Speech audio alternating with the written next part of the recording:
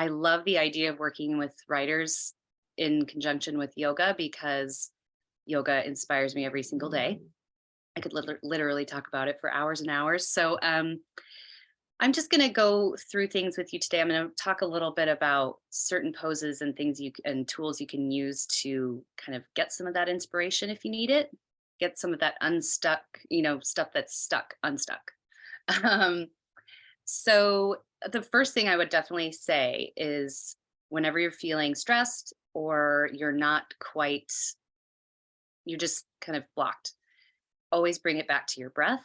So when we do our little bit of yoga, we'll start off with a breathing exercise because when you're stressed, your breath gets really shallow and short, and there's so many scientific evidence of how the breath, when you really mindfully focus on it and you extend it and you hold it or whatever you're doing, how much it can help with stress and opening your mind, helping you sort out your thoughts and everything.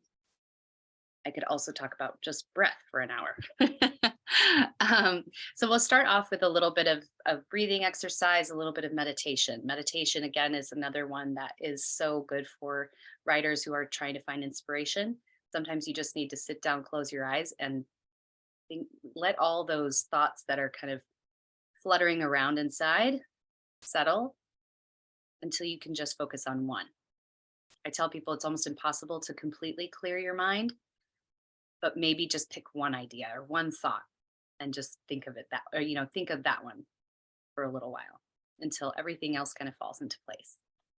Um, and then we move on to the asanas, which there's so many that help. I would say twists, where you're twisting your spine in all directions, helps to kind of create this circulation. It helps with your circulation of your blood cells and everything. So that's going to help create some, get the blood moving. It's going to kind of flood your senses and help things that are stuck get unstuck.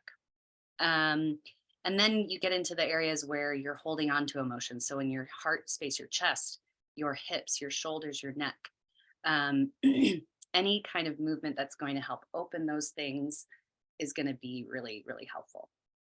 And then the last part and kind of the most fun part, if you're really just stuck, is to get upside down. I tell people all the time, just get upside down. Or if I'm stuck, I'm thinking of something, I need some inspiration, I go into a headstand or I do a handstand against the wall, down dogs, things like that. You don't have to do like a crazy yoga pose, but I'll show you some options to take to kind of get your head below your heart, let the blood kind of flow down to your brain area so that you can think a bit clearer.